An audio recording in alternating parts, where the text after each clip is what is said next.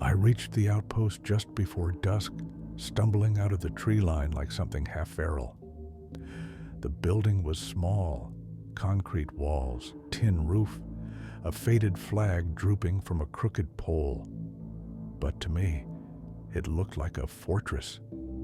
A man in a khaki shirt rushed toward me, shouting something I couldn't process. My hearing tunneled. My legs finally gave up. I remember hitting the ground, the sting of gravel on my palms, and the sudden relief of voices that didn't whisper or whistle from between the trees. I woke up on a narrow cot inside, wrapped in a blanket that smelled of detergent and smoke. A fan rattled overhead, pushing hot air around the room.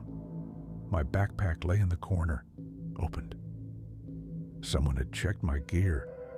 A metal cup of water and a plate with rice sat beside the bed. My hands were bandaged. When I tried to sit up, pain shot through my ribs like a hot wire. "Easy," a voice said. A ranger, maybe in his 40s, stepped into view. His name tag read Santos. He had tired eyes, the kind that had seen too many stupid risks and too many bodies carried out in plastic. He didn't smile. He just studied me as though trying to decide whether I was another problem or a warning. "You alone?" he asked. I nodded, throat dry. "You're lucky," he said quietly. "We heard whistles last night. Thought poachers again. Then you come crawling out of the green like a ghost." At the word whistles, my stomach tightened. I gripped the edge of the cot. You know them?" He hesitated. "We hear them sometimes. Deep sectors, no patrols there. Not officially." His voice grew guarded, measuring my reaction. "You went in without a guide?" I nodded again. Shame and stubborn pride burning under my bruises. He exhaled sharply. "You don't know how close you came." I wanted to ask 100 questions, but my body demanded rest more than answers. Sleep crashed over me like a wave. The last thing I saw before slipping under was Santos watching me with an expression that hovered between concern and something like resentment. Maybe at me, maybe at the jungle that kept feeding people like me into his outpost. The next days blurred together. Pain, food, sleep, paperwork. They asked me where I had entered, what path I meant to follow, how many days I'd been inside. I gave them everything: coordinates, details, the river, the ridge, the clearing with stakes, the masks, the symbols. When I described the figures in paint and wood, one of the younger rangers scoffed under his breath. Santos shot him a sharp look, but said nothing. "Any attacks?" another ranger asked. "No," I said. "They never touched me. They just watched, followed. They took my things, then gave them back. They drew a path on my map, a correct path." Silence settled in the room. "And you are sure," Santos said slowly, "you never crossed any logging camps? Any hunting camps? Any other travelers?" I shook my head. "Just them." He took my map, studied the drawn path, and glanced at the others. Their expressions hardened in a way that had nothing to do with concern for my safety. It was something else. Fear, maybe, or anger. Later, when we were alone, I asked him, "Who are they?" He walked to the window, looking out at the green wall of trees beyond the clearing. "There are groups in there," he said. "People who don't want to be found. Some are old communities, some not so old. Some guard their land. Others guard something else. Roots, goods, people. Sometimes they cooperate. Sometimes they kill each other, and they all know one thing: we are outsiders." I remembered the masks, the precise movements, the way they had shepherded me without touching me. They could have killed me, I said. Yes, he replied, which means they didn't want to. That's almost more worrying. He left it at that. When I was strong enough to walk, they drove me out to the nearest town, a dusty cluster of buildings, satellite dishes, and shouting vendors. The world felt too open, too bright. People moved without fear, without checking shadows for painted faces. I should have felt safe. Instead, the absence of jungle sounds made everything feel wrong, hollow. I tried to leave it behind. I went home. I slept in my own bed. I showered under clean water, watched the dirty water swirl down the drain, and waited for the jungle to loosen its grip on my mind. It didn't. I woke up at night with my heart racing, convinced I heard the low whistle somewhere beyond the window. I would sit up, sweating, staring at the dark glass until the shapes of trees outside turned into ordinary buildings again. I avoided parks. I avoided any documentary showing rainforests or tribal communities. When friends invited me on hikes, I made excuses. The thought of trees closing over my head made my fingers clench involuntarily.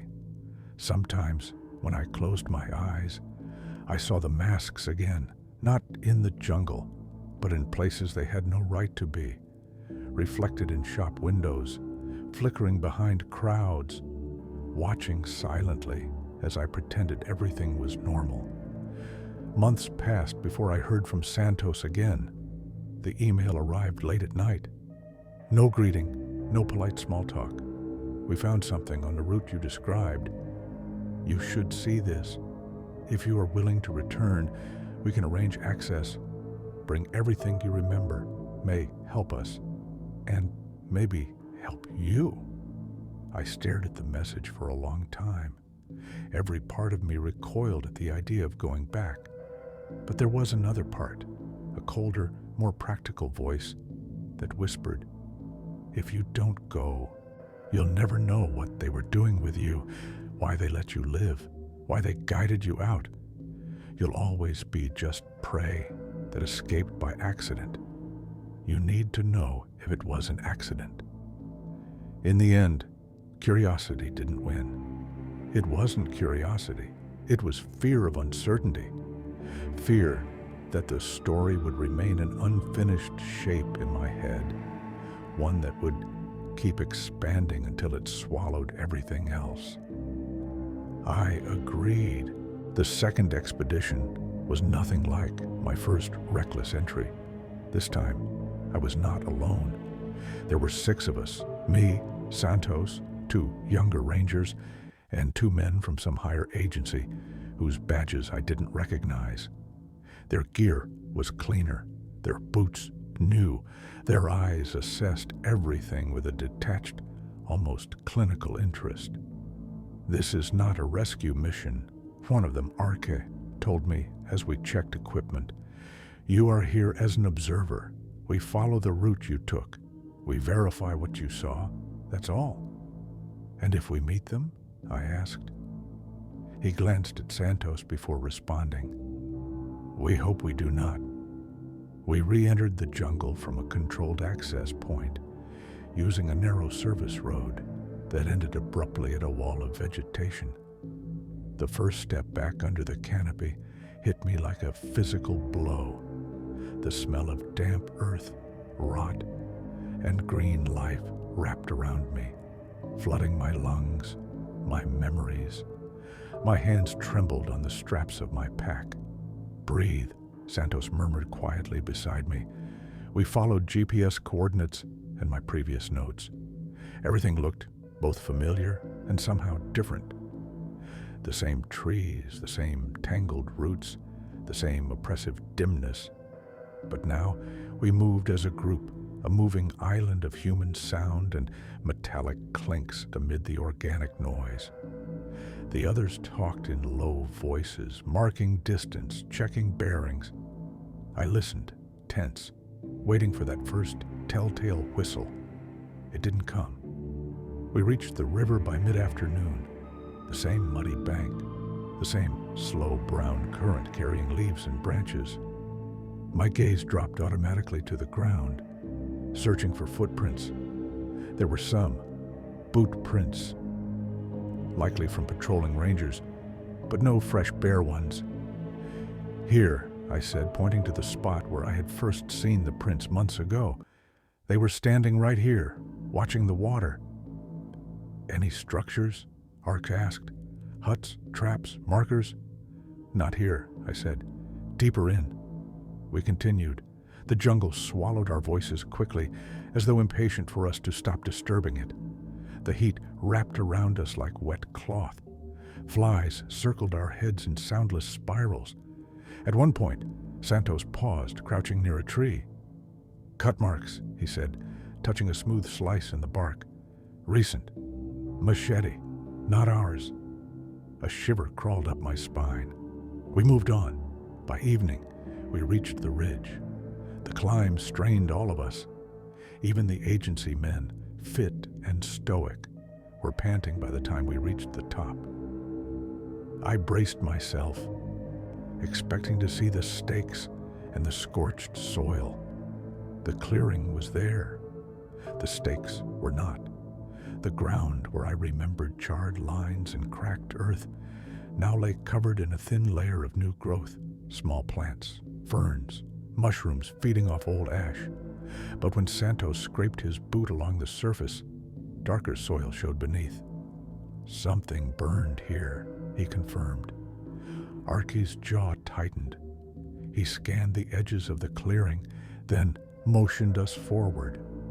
We document, photos, samples, then move. We were halfway across the clearing when I saw it, hanging from a low branch at the far edge, swaying gently in the windless air, a woven figure of bark and vine. Its head was missing, replaced with a cluster of feathers. Dark stains mottled the fibers. I stopped dead. That, I said, my voice thinner than I wanted. The younger ranger, Mateo, stepped closer, squinting. Some kind of totem? Santos shot him a warning look. Don't touch. Arce approached slowly, studying the figure with a grim expression. Same as you described? Yes, I whispered. Exactly. He took a few photos, then motioned us onward. No one suggested removing it. No one needed to. We descended the far slope as light faded, aiming for the ravine I had used as a hiding place before. Every crunch of leaves underfoot, every creak of branches, felt amplified. The others moved with practiced caution, but there was still that human clumsiness the jungle seemed to resent. Somewhere above us, a monkey screamed, then fell, abruptly silent. We camped in a narrow clearing that barely accommodated our tents. The agency men insisted on minimal fire, just enough for cooking. The faint glow barely pushed back the dark. I lay in my tent, listening to the familiar orchestra, leaves whispering, insects buzzing, distant movements. This time, though, there was something else layered beneath it, an anticipation, like a held breath. Much later, when the others' breathing had settled into deep sleep, I heard it. A whistle. Soft, low, drifting from somewhere beyond the tents. My heart jolted. I propped myself up on my elbows, straining to hear. The whistle came again, slightly higher, followed by a third note that was almost like a question.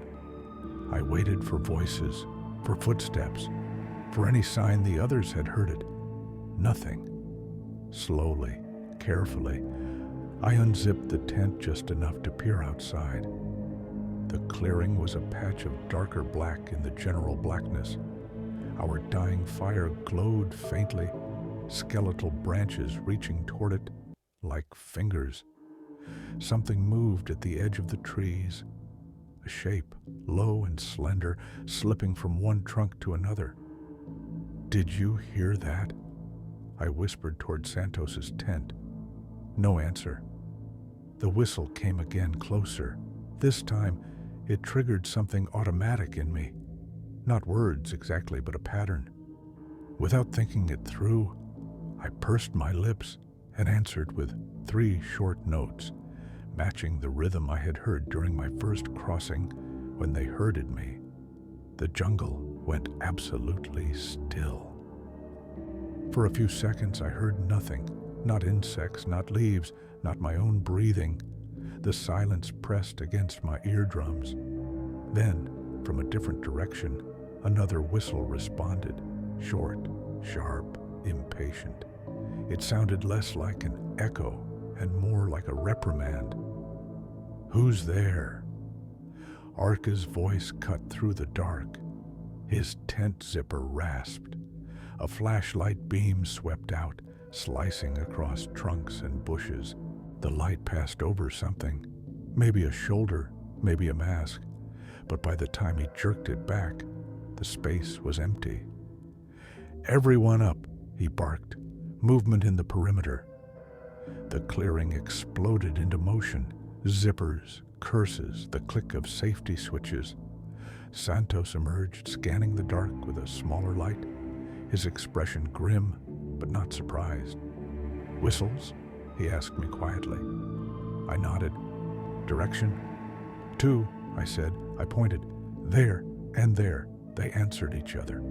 He frowned, thinking, they'd talk around us, not to us. For the rest of the night we stayed awake.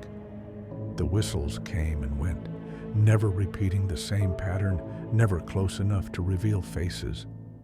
Once, a stone clacked against another in the distance, a deliberate sound, like a signal. It reminded me of search teams coordinating in mountains, except this time we were the ones being coordinated around. By morning, none of us were rested. The younger rangers looked shaken, though they tried to hide it behind jokes and forced bravado. The agency men had the drawn look of people recalculating risk. We pushed deeper. It was on the 4th day that we found what Santos wanted me to see. The landscape changed gradually. The trees grew thinner. The ground sloped downward into a shallow basin. And then, suddenly, we stepped into a space that had clearly been shaped by human hands. At first glance, it could have been a camp. Several low, rough structures sat clustered around an open area, a few made of wood and leaves, others using metal sheets. Smoke stains blackened patches of the canopy where fires had burned frequently. But there were no personal items, no hanging clothes, no tools left carelessly lying around. Everything looked too neat, too scrubbed, like a stage after the actors have left. Empty, Mateo said, relief creeping into his tone. Not long empty, Santos replied. He pointed to a circle of ash still faintly warm. They knew we were coming. Arce walked slowly through the camp, eyes sharp, taking in every detail. No ornaments, he murmured. No ritual objects, no weapons, no carvings. This is not a traditional village. He stopped near one of the rough buildings and pushed the door open with the barrel of his rifle. The smell that poured out was stale sweat, mold, and something else, something sour and metallic that made my stomach churn. Inside were rows of crude wooden platforms, each with marks carved into the side. Numbers, not symbols. People slept here, Santos said quietly. Not just slept, Arce replied. He knelt, examining the floor. Bindings on the posts, marks on the wood. See? Ropes. He looked up, holding pens. My chest tightened. Pens for what? He didn't answer. We checked each structure. Some were empty. Some held stacks of crates stamped with logos from different countries. Medicine, canned food, bags of cement. One building, smaller than the rest, had a heavy lock on the door that had been smashed open recently. Inside, chains still hung from the beams. The rings at their ends were darkened, worn smooth by struggling hands. I felt the walls closing in. I stepped outside, desperately needing air. My gaze swept the camp, trying to make sense of it. Unauthorized detention site? Trafficking hub? Hidden checkpoint? The jungle wasn't just shelter, it was cover. "Over here," Mateo called. We found him standing near the largest structure, a long building with its side completely open. It looked like some kind of workshop. Tables lined the interior, now cleared. But on the ground, half buried in mud near the entrance, lay something small and familiar, a wooden mask. I froze. It was similar to the ones I had seen hanging above fires and in clearings, but this one was unfinished. No ash, no paint, just raw wood with rough edges. Carved lines marked the high cheekbones. The mouth had only one cut across it, not the full pattern of wounds. The eye holes were large, round, empty. "Looks like they have a production line," one of the agency men muttered. Arce turned the mask over with his boot. On the inside, carved carefully where no one would see once it was worn, was a symbol, a circle with a line through it. "They mark themselves too," I said, "not just trees and ground." "Territory," Santos said. "Ownership, code, whatever this is, it's organized." Arce straightened. "We document everything. No souvenirs. No touching more than necessary." His gaze flicked to me. "You, where did you see the masks first?" "In a camp by the river," I said. "Smaller than this, and in the trees, watching me." "Good," he said. "We'll cross-check locations. Maybe we find roots. Maybe we don't. Either way, this confirms it." "Confirms what?" I asked. He hesitated for a heartbeat too long. "That they're not just defending land. They're running operations, and anyone who stumbles through becomes a variable in their system." A variable. That's what I had been. Not a guest, not even prey. Just an unexpected element to be managed. We stayed in the abandoned camp for only an hour. No one wanted to linger. The place felt less like it had been left, and more like it had been temporarily paused, as if its owners had stepped out to let us walk through their stage set, knowing exactly what impressions we'd carry back. Our route out did not follow the path they had drawn on my old map. Instead, Arce insisted on a more direct line, even if it meant bushwhacking. He didn't want to use their routes more than necessary. I agreed, but as we pushed through denser and more hostile terrain, a new fear grew in me, that by ignoring their paths, we were stepping outside an invisible agreement. The jungle responded. Storm clouds gathered earlier than expected. Rain hammered down, turning the soil into slick, treacherous mud. Visibility dropped to almost nothing. Our line broke and reformed as we tried to stay within sight of each other. At one point, a branch snapped back under someone's weight and nearly took my eye. The forest seemed actively malicious, grabbing at us, weakening us. And all the while, from just beyond the limit of vision, the whistles returned. Not constant, not rhythmic, sporadic, observing, reacting, sometimes close, sometimes far, as if they were shadowing us on parallel paths. We were making camp on the slope of a ravine when it happened. Mateo slipped. One moment, he was ahead of me, boots sliding on wet leaves, hands gripping a vine. The next, the vine snapped, and he went down with a shout, tumbling toward jagged rocks below. Santos lunged, caught his pack, and for a second, they both hung suspended, one fighting gravity, the other fighting the weight. "Help!" Santos grunted. I dropped my own bag and grabbed the nearest branch, trying to anchor myself as I reached for Mateo's arm. Arce swung around, cursing, grabbing Santos's belt. The whole line wobbled like a chain about to break. Then, from the trees above us, something whistled sharply, 3 quick notes, like a command. A spear thudded into the mud beside my hand. I froze, instinct screaming at me to let go and reach for my machete. But another whistle followed, higher, impatient, almost scolding.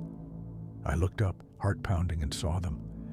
2 figures crouched on the slope above, half hidden by ferns, masks on, bodies painted with streaks of dark mud.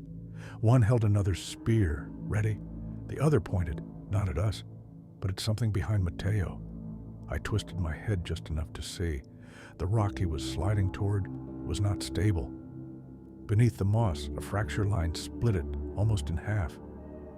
Below that, the drop deepened into a hidden crevice. If he hit it with full weight, both rock and man would go over. The pointing figure whistled again, shorter, directing. "Pull him left!" I shouted, not caring that they could hear. "Left, now!" We shifted. Santos adjusted his grip, muscles straining. Arce swore, bracing himself harder. I grabbed Mateo's wrist and yanked with everything I had. Our boots slid, mud spraying. The rock below Mateo dislodged anyway, crashing down into the crevice with a dull, sickening echo. We collapsed onto firmer ground, breathing hard, slick with rain and fear. When I looked up again, the masked figures were gone. No spear flew, no attack followed, just the lingering imprint of their presence, and the spear lodged in the ground, thrown close enough to shock, not to injure. "Did they just help us?" Mateo whispered, voice shaking. "Or keep their asset alive," Arce replied, eyes narrowing. "We're still in their system. They're still managing variables." That night, no one really slept. We sat in a tight circle, backs to each other, weapons close. Shadows shifted at the edge of the dim light. Once or twice, I caught the faintest silhouette of a mask between leaves, gone when I blinked. They could have overwhelmed us easily if they wanted to. We were tired, off balance, unfamiliar with the terrain. Yet, they didn't. They just watched. We reached the edge of the jungle 2 days later, battered, silent, and carrying more questions than answers. The whistles faded behind us like echoes. At the outpost, debriefing stretched for hours, questions layered over questions, exact timestamps, directions, distances, phrases. The more detail we gave, the clearer one thing became. This was not an isolated group of savages in the old colonial sense. This was a disciplined network with rules, structures, communication codes, supply lines. Masks and paint were not symbols of primitive isolation. They were uniforms. Before I left, Santos walked me to the gate. "You got what you came for?" he asked. I let out a humorless laugh. "I'm not sure what I came for." "Closure," he suggested. I shook my head. "No, that's not what this feels like." "What then?" I stared at the line where the cleared land ended and the jungle began, at the dense, impenetrable wall of green that now seemed more intelligent than chaotic. "It feels," I said slowly, "like they opened the curtain a little. Just enough for us to see a piece of how they operate. Like they wanted us to know they're not just shadows in the trees." "And why would they want that?" he asked. "That," I said, "is what scares me." Back home, the city felt even more artificial than before. Glass, concrete, asphalt, the illusion of control. The jungle had shown me a different kind of control, one that didn't need fences or cameras, just patience and knowledge of terrain. I knew that somewhere under that green canopy, behind those silent whistles and painted masks, there were ledgers being kept, maybe not on paper, but in minds, routes memorized, faces cataloged, variables tracked. Sometimes, late at night, I lie awake and think about the day I stumbled into their territory alone, a reckless bet pushing me forward. I remember the first footprints by the river, the first whistle behind my back, the first symbol carved into dirt. I remember the masks watching from the darkness, and the map returned with a safe path drawn in careful lines. They could have ended me at any point, a spear from the dark, a snare in the mud, a misdirected path toward a ravine. But they didn't. They watched, they guided, they measured. I used to think they spared me out of mercy. Now I'm starting to suspect it was something colder, a calculation. They learned how someone like me moves, reacts, panics, how I respond to signs, to rituals, to fear. Maybe they wanted to understand how far they could push without breaking. Maybe they were testing how visible they could become without triggering a full-scale hunt from the outside world. Because there's one detail I didn't tell the debriefing teams. When we were leaving the abandoned camp, I lagged behind for a moment, unable to shake the feeling of being watched from every shadow. As I turned to follow the others, I saw it, carved low on a tree at the edge of the camp, right at the height of my knee, half hidden by leaves. Not the circle with a line through it, a new symbol, a circle with two lines crossing it, like an imperfect star. I didn't mention it then because I didn't know what it meant. I still don't. But I have a suspicion. The first mark was for trespassers, outsiders crossing their line. The second might be something else, a designation, a category, a person cataloged. Sometimes, when a bus hisses past my window or a dog barks in the street, I catch myself listening for a different sound, buried beneath the noise. A low, controlled whistle. 3 short notes drifting in from an alley or a rooftop. It never comes. Not yet. But I know exactly what I'll feel when it does. Because out there, beyond maps and patrol routes and satellite images, a network in masks and ash already knows my face, my pace, my decisions under pressure. They guided me out once. They helped pull a ranger away from a death fall. They cleared a camp and left evidence like breadcrumbs.